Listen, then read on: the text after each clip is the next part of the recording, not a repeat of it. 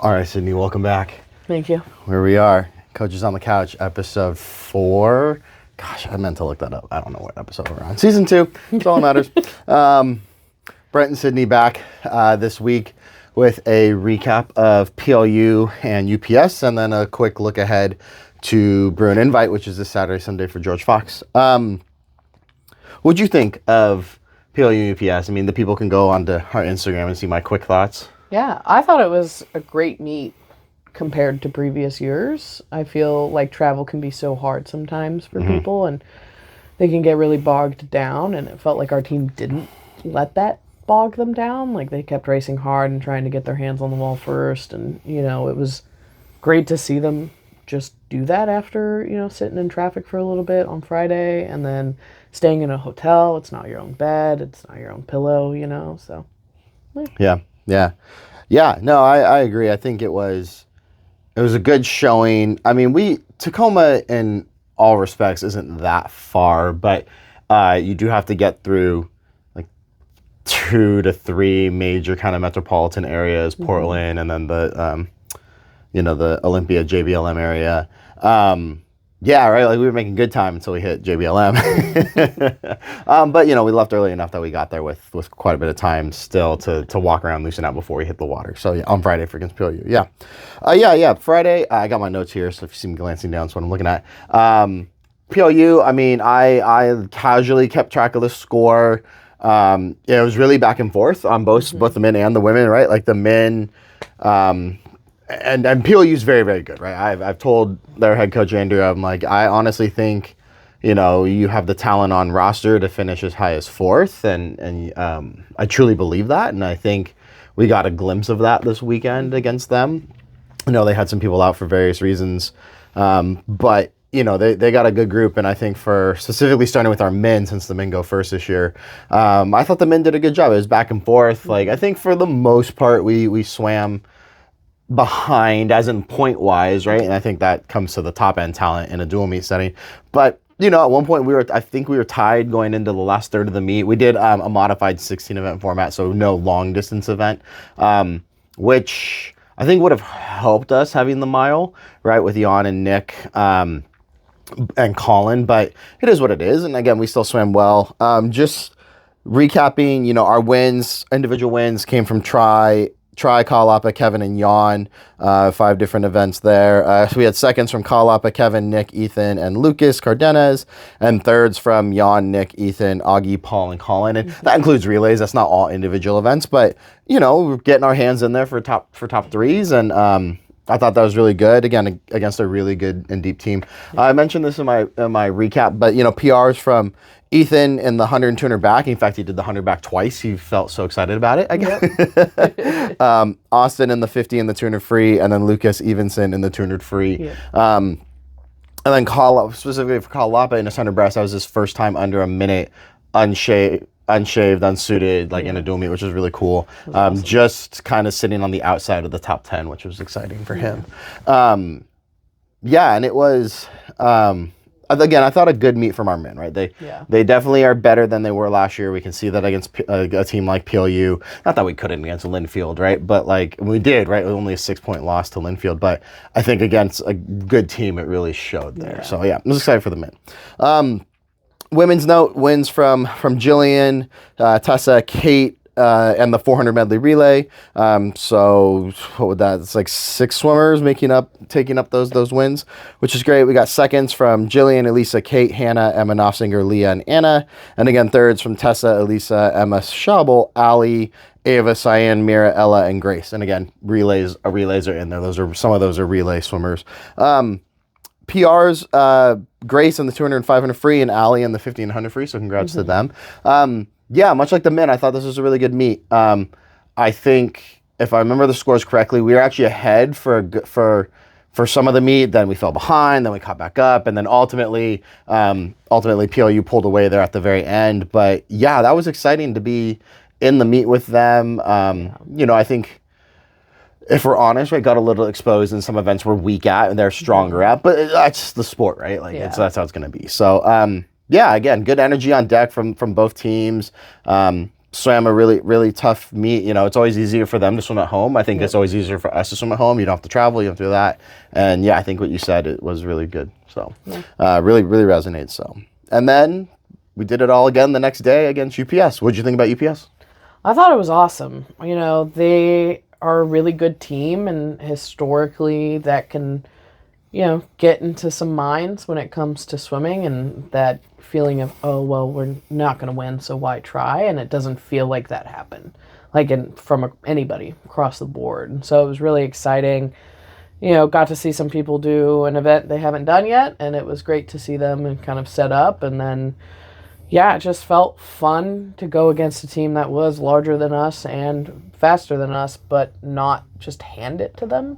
You know, I think that was really exciting, and watch people really focus in on how they wanted to swim, which I think is something not everybody has done in the past with us. So it was very exciting to kind of watch that and talk about some, you know, future race stuff that was already a week and a half ahead.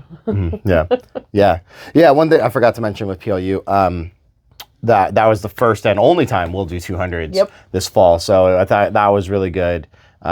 They showed really good approach to those races and execution. And then that led us into Saturday where we did short format, which we've done a couple times now. And kind of, going off what you said, like people are already swimming their Bruin goal times, which is great, or executing strategy that they're trying to get. Just some more of the hard data here. On the men's side, we had Tri and Jan and Kevin with our event winners. Seconds from Jan, Paul, Kalapa. Thirds from Tri, Kevin, Nick, Kalapa, Colin, and Ethan.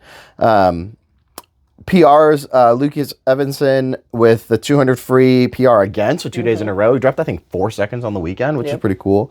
100 back for him as well. Lucas Cardenas in the 100 breasts, a little 400 IM training there. And then Ethan in that medley leadoff was a 50 back PR. Tri won the 100 breast in a time of 58.81, which actually is now 5th all time in our program history. So that's super awesome. I can't remember if I've mentioned it in other Coaches on the Couch. I definitely mentioned it in a recap, but Tri now has through this fall 2 of the top 10 times in the 100 breast, which is pretty impressive that he hasn't even done suited. So really excited for this weekend. Not just for him, but for everybody. But I think it's really cool in a dual meet when you're already going that quick. Like that's awesome. Women's more detailed notes. Jillian and Leah are event winners. You also had seconds from Jillian, Leah, Tessa, Elisa, and Hannah. And then thirds from Leah, Tessa, and Anna, Kate, Emma Singer, and Journey. PRs from Cyan and the 2 free and the 400 IM. I'm pretty sure her 2 free PR is faster than what she wanted to go this weekend. It is. Ava in the 100 breast, also doing some IM training like Lucas. And then Ella in the 50 free. You know, might as well stick the miler in the 50 every now and then, right? So, yeah, exciting. And I mean, everybody swam well, right? Like, we're calling out who got, like, say, first to third or who got PRs, but everybody swam really well. And so I am excited about that, you know, thinking holistically on the weekend and really just the fall in general. We are swimming faster this fall than we did last fall. I'm sure there's a multitude of reasons for that. It's not just that Sydney and I are amazing. Or really good at writing practices. I mean, I think that's part of it, right? Like we're writing practices that challenge them, but I think what it really is they're rising to that challenge. Obviously, they are invested in how they do without getting hopefully too caught up about how they do does not equal their value. And I think some are still struggling with that, as I think many people do. I know I did when I was a swimmer. But I also think that they are learning how better to accept their times are just a measure at that specific moment. It's not a predictor. It's not a valuation of them. It just is, and how they feel about it is actually how they determine they feel about it. Right, your time is neutral. It just exists. It's your response that does. So I think we've done a better job of that, and I hope that where we go with that is that as we step into Bruin this weekend, that if they don't hit a goal time they want, but they hit a season best, that they can celebrate that season best and not get too fixated on the goal. Because some of them, we let set some pretty aggressive goals. And, you know, in the past, I would have probably reeled that in a little bit. And I think at this point, for this year, I just want to say, like, okay, great, that's your moonshot goal. Well, give us your mountain goal. Give us your skyscraper goal so we can kind of tier it out. And that way we can say, okay, we hit your skyscraper goal. and we're close to your mountain goal, you cannot be upset that you didn't hit your moon goal, even though that's how a lot of us take it. But I think talking about it that way, giving them a gradient to do versus just one time, I think hopefully that will help in the long run when we go to conference. I know for Bruin, most of them gave us a single point in time, but for conference, when I'm thinking that way, we did ask them for a gradient this year, so I think that would be good, or a range. So that leads us into Bruin. This will be your 5th Bruin? Yeah, your 5th Bruin, my 8th or so, or however long I've been head coach. That's how many Bruins we've had, minus COVID year. So this is our midseason invite, Saturday, Sunday. We will suit up for all sessions. So that's 4 sessions because it's prelim finals. We are allowed to enter individuals in up to 4 individuals. Most of them will do 3, kind of focusing on their conference events, and then up to 4 relays. So some people might swim 7. Most people will swim anywhere from 6 to 8 times. We do have a few with injuries that we're going to manage, probably not put them in as many relays. We can enter as many exhibition relays as we want after scoring, and I think there comes a point where it's like I think there's value to just doing suited races, and I think we have to also be smart with our people who we're managing injury, right? Like sometimes, again, like having a distance swimmer swim the 50 free can be fun, but is it really worth it if they're if we're trying to take care of a shoulder or a hip or whatnot. So, but it'll be fun.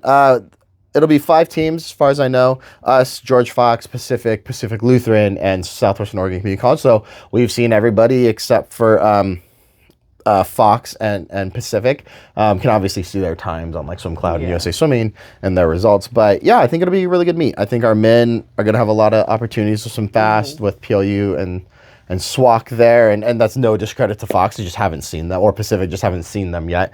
So we can just compare on paper. And the same thing with the women. We've seen 2 of those teams. The other 2 we've seen. I think the women will maybe be a little bit more crowded. George Fox is really good on paper on the women's side. And we've already seen what PLU and SWAC has. So yeah, we'll see. Again, just really excited. It is a smaller meet though, which has a good and bad. We've talked about this a lot. I think it's good in the sense of like a lot of people can qualify back. Yeah, get those second swims. And get those second swims, because that's probably not going to happen for the vast majority of any team at conference, right? Like we only take top 16, and there's only a handful of teams that have, qualifying maybe like 5 people back per event, if even that, right? It's more like even 3 per event is a significant thing. And you mentioned GPS is a really good team. They're one of those teams that could do that. I think PLU has some people that can do that. Fox has some people that can do that. We have some people that can do that. But from a team perspective, I don't think any one of the teams are going to be qualifying back like 5 individuals into a heat. I mean, who knows? It could be wrong, but we'll just be wrong now. It is what it is. But anyway, so yeah, a lot of second swims, which would be great. It's always fun to swim suited. It's always good to get experience swimming suited.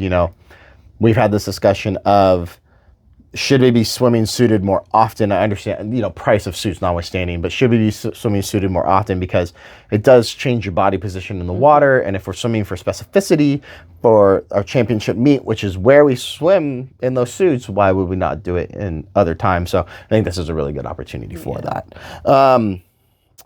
It's always a fun environment. It's a fast pool. We've always swum really, really well there. It's always great with the fans kind of right on deck, which is exciting. We've traditionally swam very well there. And like I said, overall, with us swimming faster this fall, I just am excited to see, with just a little bit of rest on Thursday and Friday, what we can do on Saturday and Sunday. Yeah. So I'm excited. It'll be fun. It's a great opportunity to learn how to race hard when you're tired, especially if you do that full lineup of 4 individuals and 4 relays. Yeah. You're doing lots of swims, lots of opportunities in the water. Yeah. So.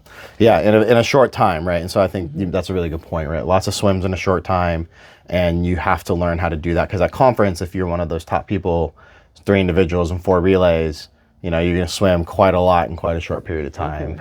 You're like max level you can go. Yeah. So that's a little bit of a longer Coaches on Couch recap. We'll be back next week with kind of more of a.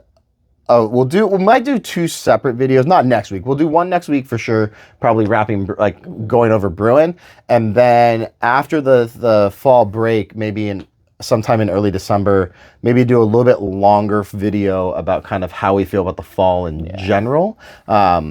And yeah, so we'll keep that as a plan. So thanks for sticking with us for this episode.